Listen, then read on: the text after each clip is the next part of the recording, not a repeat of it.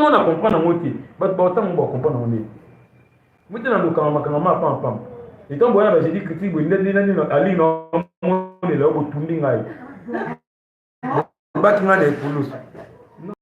Ok, merci beaucoup. Je crois que c'est toutes les questions. Non. Qu'est-ce que ça donne? Qu'est-ce que vous souhaitez?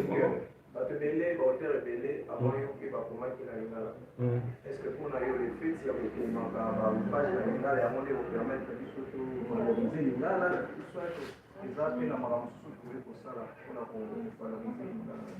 merci. Voilà, on a besoin de ce que domaine.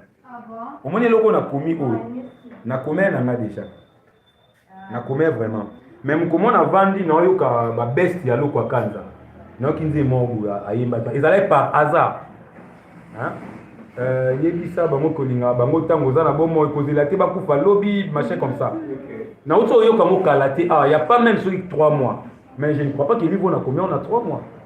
Donc cela veut dire mutu moko a s'exprimer qui na loyer bunga pe na yeba kiti. Donc on va comme ce qu'on a niveau domaine.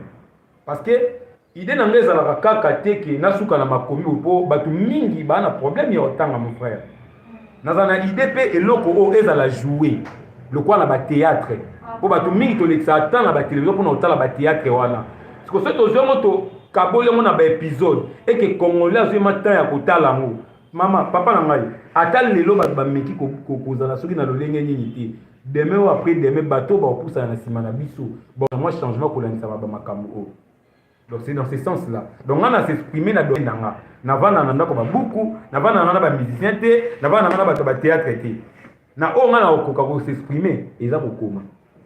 Et on a s'exprimer na ko koma. En premier, mettre OK na ba point monsieur.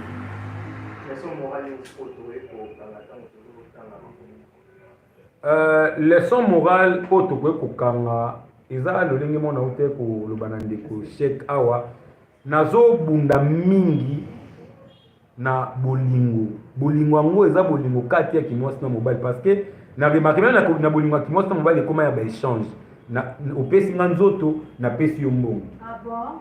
Donc wana eza auto bika yango même wana pe na simba yango na lisolo na nga awa na posa tolinga na vrai.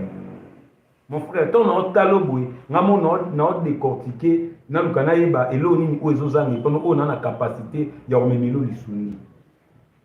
Que non, faut banda koya kolela le kwa moi. Parce que ça obiso batulukaka mingi ba congolais parce que na kende pas musuni avant na Congo. Na posa Cheikh abanda ko implora kanga er nyonso.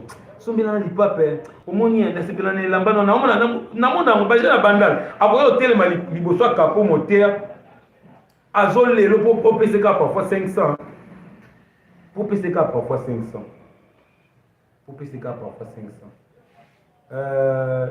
Nazalata mon oli kananzila na koti mboko na poche na sali geste mo boye. Madame na matalinga pe atalinga. Na est-ce qu'on a religion parce qu'ils appuient wana place na vanda. Nos pasteurs d'aujourd'hui, bon ils sont au kabila mfuta l'état d'âme. Nos pasteurs d'aujourd'hui, je suis prédicateur, mais j'ai toujours été contre ça. Pourquoi? La Bible dit, la main qui donne, c'est la main qui reçoit. Tant que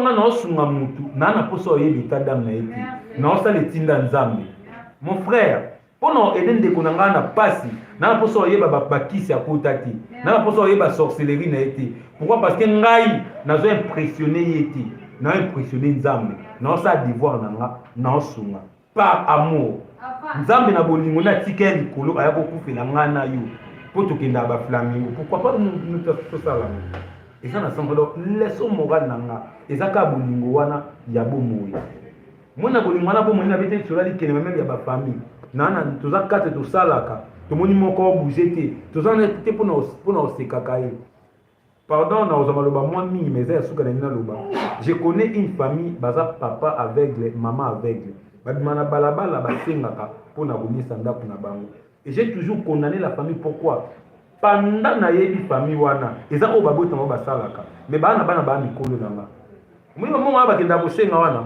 Et OK go sunga pe mamba ba vandi basali moi di gado, moi boutique bana basali moi parce que pour na bon moment na kele kwa to tanga kité. Donc vie kufi. Or ce n'est pas le cas. Donc esungi bango ba sali mo eloko mo wana batiki pe ba parana bon ba vwana ya ko senga wana. Pourquoi? Parce